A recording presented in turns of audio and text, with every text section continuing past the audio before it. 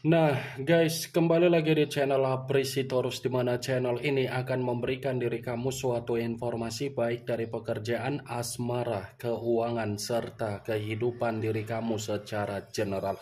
Sebelum saya memberikan suatu informasi dari berbagai aspek yang barusan saya katakan tadi, saya juga mengingatkan kepada teman-teman, informasi yang saya berikan terhadap diri kamu bukan suatu acuan untuk kamu ambil dan untuk kamu terima. Saya hanya bisa memberikan diri kamu suatu informasi berdasarkan kartu yang saya pegang ini. Diri kamu hanya bisa berencana terhadap kehidupan kamu, akan tetapi di balik dari informasi dan perencanaan tersebut, lagi-lagi yang menentukan adalah Sang Pencipta.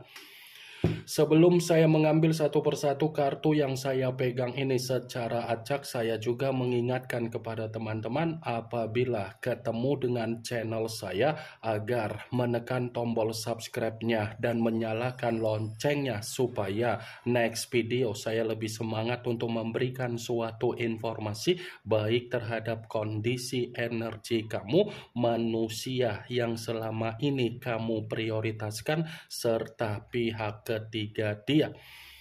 Oke wah geng, kali ini saya ingin mengambil satu judul, tetapi judul tersebut masih ada kaitannya dengan kartu yang saya pegang ini. Apa yang ingin disampaikan oleh kartu yang saya pegang ini ketika saya mengatakan apakah kondisi batin dari manusia itu ada kepedihan setelah menyakiti diri kamu? Apakah kartu yang akan saya ambil nanti akan memberikan suatu gambaran yang bersifat positif atau memang justru kebalikannya? Kita langsung saja. Saya akan mengambil beberapa kartu, di mana kartu yang akan saya ambil nanti bisa saja bersifat resonate, bisa saja tidak bersifat resonate. Semuanya saya kembalikan terhadap pola pemikiran kamu, semuanya saya kembalikan terhadap situasi energi yang kamu miliki untuk saat ini.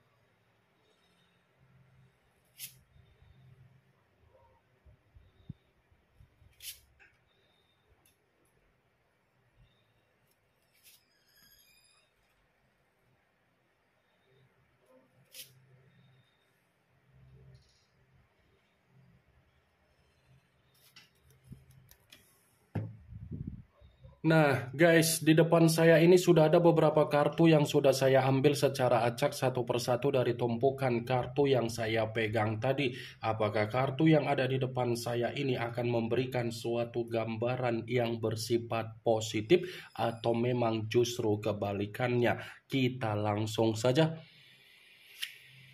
Muncul kartu ini. Sekali lagi saya mengatakan muncul kartu yang saya pegang ini, di mana kemunculan kartu yang saya pegang ini seperti memberikan suatu isyarat atau gambaran, tetapi gambaran yang ingin saya sampaikan terhadap diri kamu, terlebih dahulu saya ingin mengarah terhadap diri kamu sebelum saya mengarah terhadap judul tersebut.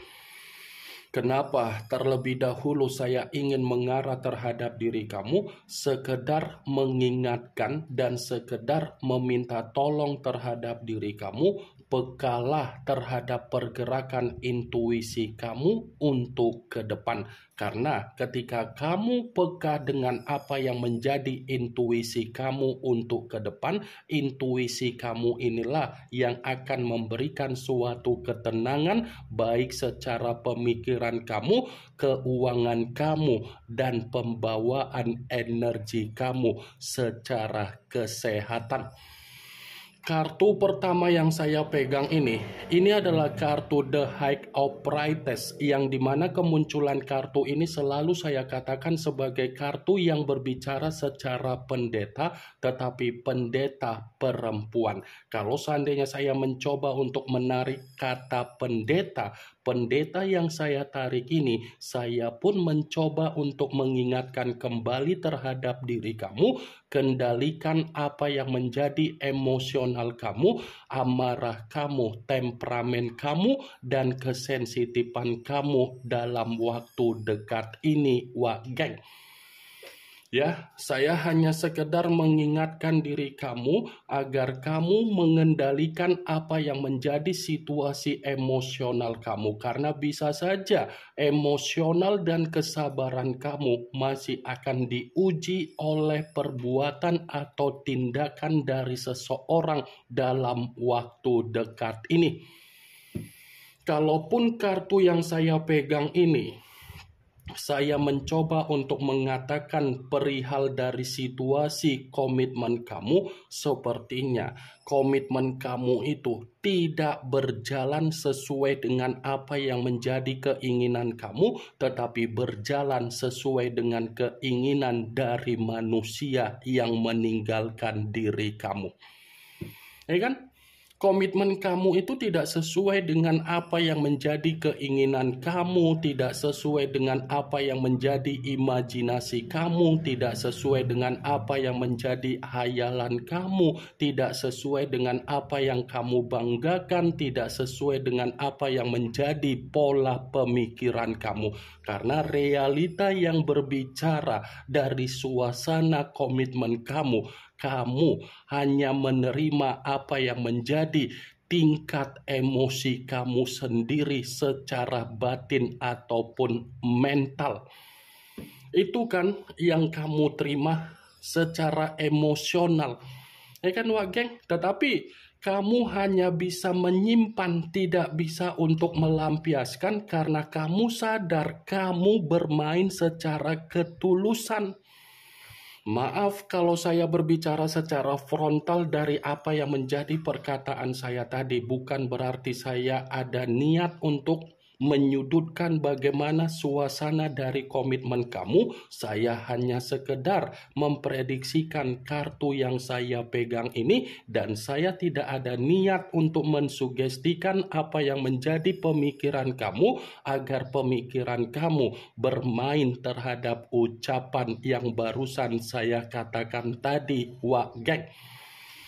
Kalaupun kartu yang saya pegang ini, saya mencoba untuk mengkaitkan dengan apa yang menjadi judul tersebut, saya akan membenarkan kartu ini, tetapi dalam arti apa? Ini bukan hanya berbicara secara kondisi batin yang bersifat pedih setelah menyakiti diri kamu, tetapi alam bawah sadar dia ini pun seperti alam bawah sadar yang merasa tertekan, yang merasa terbebani, yang merasa tercekik, yang merasa terpenjara, yang merasa terintimidasi. Ternyata bukan hanya kondisi batin yang bersifat pedih, alam bawah sadar dia pun seperti tidak mendukung apa yang menjadi kebahagiaan dia setelah menyakiti diri kamu. Muncul kartu King of Coin, yang dimana kemunculan kartu ini berbicara secara koin, tetapi raja yang memegang satu koin. Kalau seandainya saya mencoba untuk menarik dari kata koin yang saya tarik ini masih membenarkan apa yang menjadi judul tersebut, tetapi dalam arti apa? Bisa saja setelah manusia itu menyakiti diri kamu, kondisi manusia itu seperti menerima apa yang menjadi penderitaan dia. Penderitaan dalam kategori apa?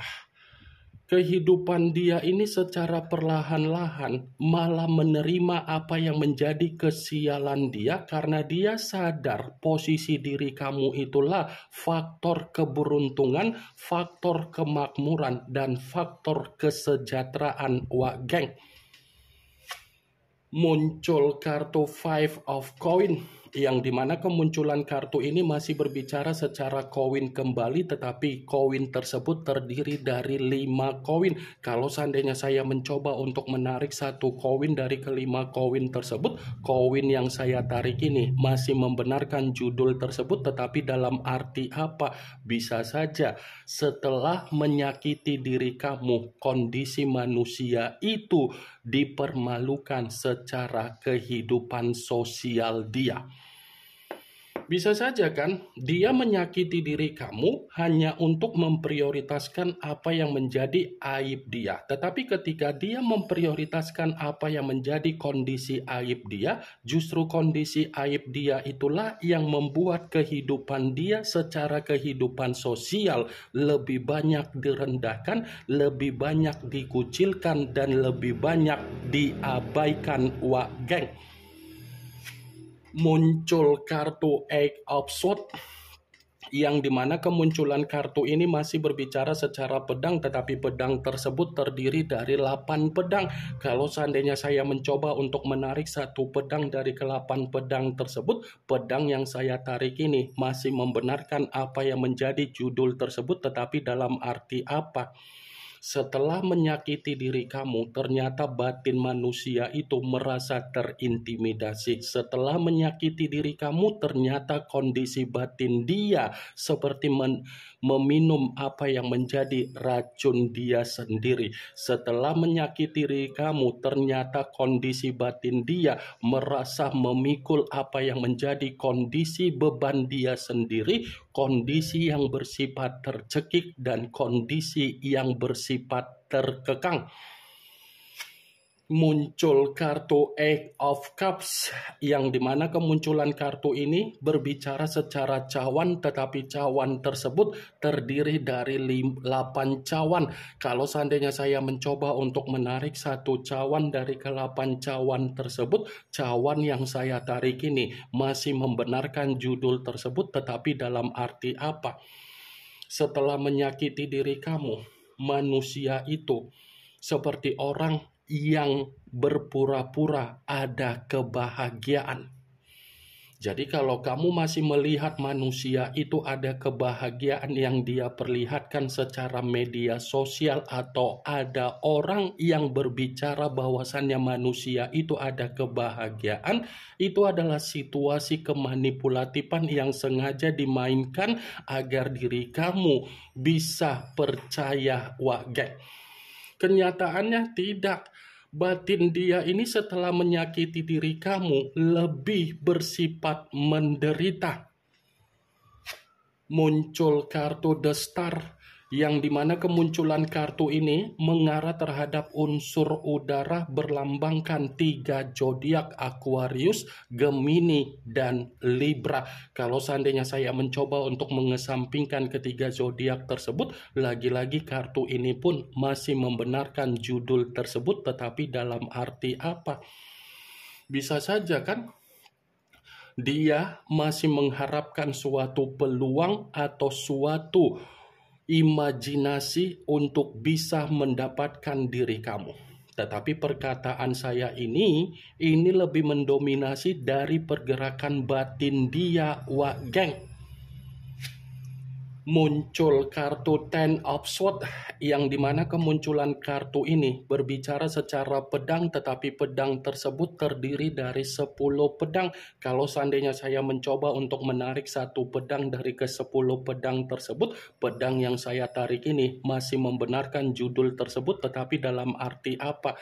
Kondisi batin dia bukan hanya menerima apa yang menjadi kepedihan dia, tetapi dia ini setelah menyakiti diri kamu, menerima apa yang menjadi jalan buntu di dalam kehidupan dia.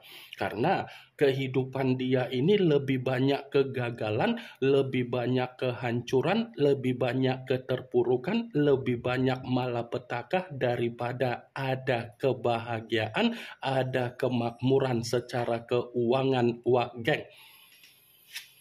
Muncul kartu Four of Swords, yang dimana kemunculan kartu ini masih berbicara secara pedang, tetapi pedang tersebut terdiri dari 4 pedang. Kalau seandainya saya mencoba untuk menarik 1 pedang dari keempat pedang tersebut, saya rasa kartu ini pun masih membenarkan judul itu, tetapi dalam arti apa? Ini bukan hanya berbicara secara batin yang bersifat pedih, tetapi batin yang bersifat frustasi setelah menyakiti diri kamu.